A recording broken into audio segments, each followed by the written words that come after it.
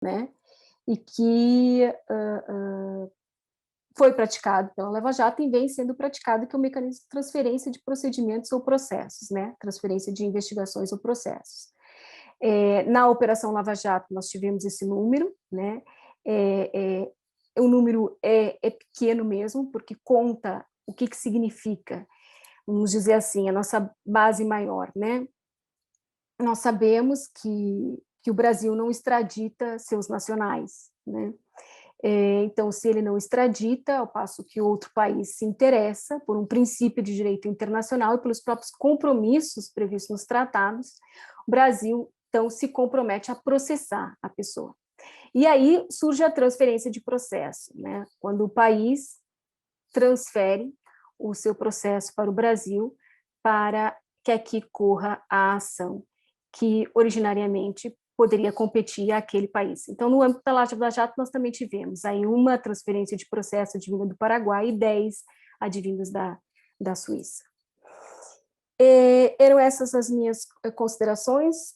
Vou ficar aberto para o debate, que aí acho que nós podemos pontuar mais algumas coisas. Obrigada. Muito obrigada, professora Ana Mara. Também sempre importantíssimas ponderações. Eu, antes de passar aqui as perguntas do chat, eu vou me atrever a fazer um link aqui entre as falas, todas as falas, e eu acho que desde o começo, o que está muito bem pontuado, muito bem caracterizado, é a correlação entre as relações internacionais e a cooperação jurídica internacional. Então, é um pouco inescapável a gente concluir que a dinâmica do direito internacional público, né, a relação entre os estados determina muito dos avanços ou dos retrocessos, né, da cooperação jurídica internacional. Então, desde o início, quando a Camila pontuou que a lei anticorrupção nasce de uma demanda de um organismo supranacional, desculpa, de um organismo internacional, olha aí, ato falho, mas de um organismo internacional, e no final agora também a professora Ana Mara fazendo a referência aos acordos da UNCAC também, enfim, essa rede de atores internacionais, o que me vem de imediato à cabeça é que existem dois modos, basicamente a gente pode pensar que existem dois modos de fazer cooperação jurídica internacional. Um deles que seria um fórum verdadeiramente internacional, né, onde você tem uma pluralidade de estados estrangeiros sentados e redigindo em conjunto, teoricamente, todos com forças dimensionadas equiparáveis, pelo menos, razoavelmente equiparáveis. E existe um outro modo de reagir ou de agir na cooperação jurídica internacional, que é um pouco determinado pelas dinâmicas de poder do direito internacional. Então, a gente sabe que existem estados que pesam mais que outros, né? É uma realidade da ciência política. Então, me parece que, vamos dizer, existe um modo em que a soberania brasileira fica mais bem representada, que seria esse fórum multilateral. Quando a gente abre mão, ou por circunstâncias da vida, quando a gente sai desse fórum e começa a dialogar com determinados estados que são potências hegemônicas no mundo, dialoga no bilateral, aí eu tenho a impressão de que a gente, às vezes, enfim, pode estar mais suscetível, né, vamos dizer assim, numa dinâmica de direito internacional público mesmo, né, não necessariamente cooperação. Digo isso por quê, né? Por exemplo, quando a gente fala do EMILAT, e a gente diz, o EMILAT, vários questionamentos existem em torno da constitucionalidade do EMILAT, a constitucionalidade do fato de que ele não está aberto à defesa, ele só está aberto à acusação. E a gente pode ou não concordar com essa afirmação. Eu, por exemplo, acho que ele teria que garantir paridade de armas. Mas é muito mais difícil numa relação bilateral, dado que a gente tem uma potência hegemônica e, enfim, e um outro interlocutor do direito internacional muito menos influente no campo da política externa, né? Vamos dizer assim. E aí eu lembro, por exemplo, também do FCPA. Se a gente comparar isso que a Camila levantava no início, né?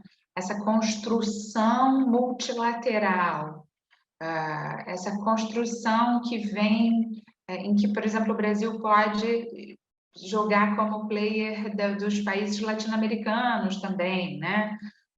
E aí talvez aumentar um peso ou não. E como isso é diferente de uma legislação que é puramente nacional, norte-americana, e que impacta, né, reflete tão pesadamente sobre jurisdições estrangeiras, e no caso, eu não digo nenhuma informação que não seja absolutamente pública e vamos dizer, alardeada, né?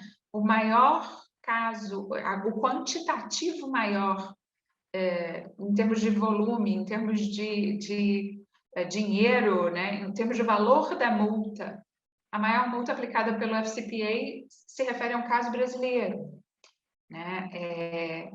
E por que não existe a hipótese inversa, né? Será que os Estados Unidos, dando hipoteticamente os Estados Unidos como exemplo, né? Mas assim, os Estados Unidos não cometem atos de corrupção. As empresas norte-americanas não subornam autoridades estrangeiras. Quer dizer, então o Brasil tem condições de aplicar multas de acordo com a sua legislação interna, no Canadá, nos Estados Unidos, na China, na Rússia, né? Por que não é assim unilateral, né? Por que não todos os países do mundo, todos os da ONU, não têm um FCPA próprio?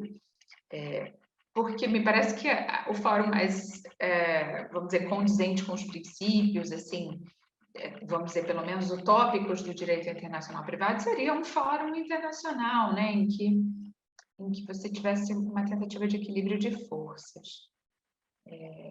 Não sei se, como dizem os meus alunos, é uma pergunta que não é bem uma pergunta, é mais um comentário. Eu não sei se a gente tem uma resposta para além das circunstâncias óbvias, né, que existe uma assimetria de poder no mundo. Mas aí, aqui de novo, a gente lembrando que a construção da cooperação jurídica internacional, que eu, a professora Ana Mara e a professora Silvia conversávamos em outra ocasião sobre os primórdios da cooperação jurídica internacional remontarem à guerra às drogas, né? Remontarem principiologicamente aquele movimento de construção transnacional que elencava um inimigo comum e dizia todos os estados têm que agora se coordenar, senão vão ser engolidos, né? Existiu aquele marco, mas eu acho que a gente também não pode negar o fato de que o marco hoje do atual contorno da cooperação jurídica internacional em matéria penal, principalmente no Brasil, é a Lava Jato. A Lava Jato deixa uma certa conformação da cooperação jurídica internacional. Então, hoje a gente tem como dado, né, inquestionável, o EMILAT é fechado à defesa, a cooperação, por exemplo, a cooperação, eu me lembro de ter com outros professores se eu for lembrar aqui do professor Vladimir, depois ele me corrige se eu estiver falando besteira, mas eu lembro de ter tido uma discussão com o Vladimir dizendo que eu achava que faltava legitimidade democrática em determinado instituto da cooperação jurídica, porque não existia um acordo internacional.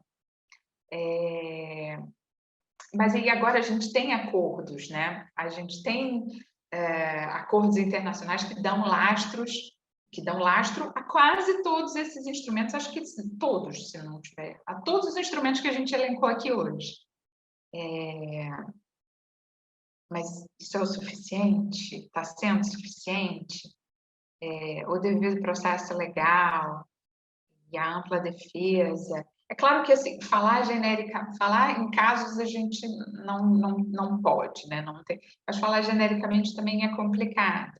Acho que o caso do EMILAT é um caso importante em que a gente tem uma legislação em vigor no Brasil, é uma legislação amplamente aplicada, e até hoje, até onde eu sei, ninguém desafiou a constitucionalidade do EMILAT perante aquele que seria capaz de decidir, né, o Supremo Tribunal Federal. Então, a gente fica acaba que a cooperação jurídica internacional é tratada como uma ave rara, é tratada como ela é hermética, supostamente complexa, não me parece que seja mais complexo do que o direito penal brasileiro como um todo. Eu recebo aqui uma informação da querida, também vou agora denunciar os nomes, querida Carolina Yumi, que está me dizendo que tem uma DPF do EMILAT do ZELA. Eu não sabia dessa DPF. Doutora Cláudia, quer me tirar aqui dessa situação em que eu estou só falando? Não, tem uma ação direta de constitucionalidade, né? Agora tentando que seja declarada a constitucionalidade, mas eu não estou assim bem atualizada, eu não sei se já houve uma audiência pública ou se ainda vai haver uma audiência pública sobre isso. Talvez a doutora Carolina possa nos ajudar. Carol, manda o número da DPF, Manda, porque eu tenho aqui.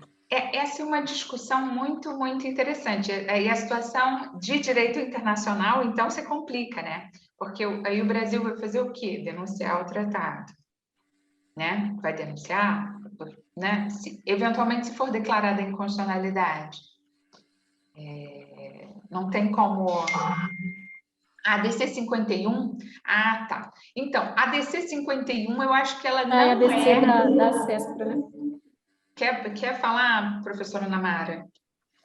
A DC 51 é a que trata da obrigatoriedade, na verdade, é de jurisdição também, né? É a discussão que há com os provedores, principalmente localizados nos Estados Unidos, que se opõem, né, ao cumprimento da lei brasileira, principalmente ao Marco Civil, que determina que eles entreguem os dados, né, na forma disposta pelo próprio Marco Civil, que é nada mais, nada menos do que o seguinte: se a empresa presta serviço no Brasil, ela tem que estar sujeita à legislação brasileira, está sujeita à jurisdição brasileira, de acordo com a LINDB, né, e à legislação brasileira. E principalmente, acho que o Facebook, né, tem uma política interna de que, à exceção de alguns casos de emergência, né, como pedofilia e terrorismo, de não se submeterem à jurisdição brasileira a despeito de prestarem serviço no Brasil e do Brasil ser um dos maiores consumidores em termos de serviço do Facebook, né?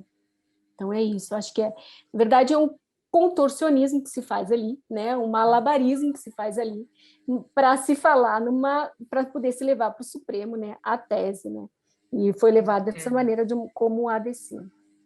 Mas não querem julgar a inconstitucionalidade do decreto, não, só querem julgar, na verdade, a lei, né? De decidir que a lei não se aplica, mais o decreto 3.810.